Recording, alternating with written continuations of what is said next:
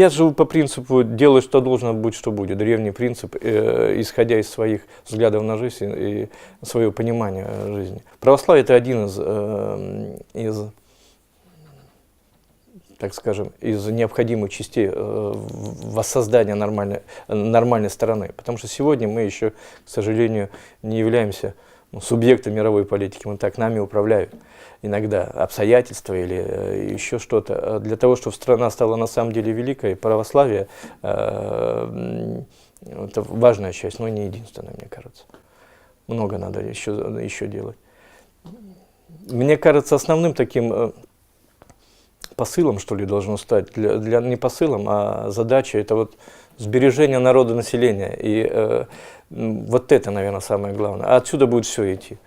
Это и уровень жизни, это и нравственность, и воспитание, это и сохранение традиционных религий, много чего другого. Вот таким одним словом национальную идею сегодня не выскажешь.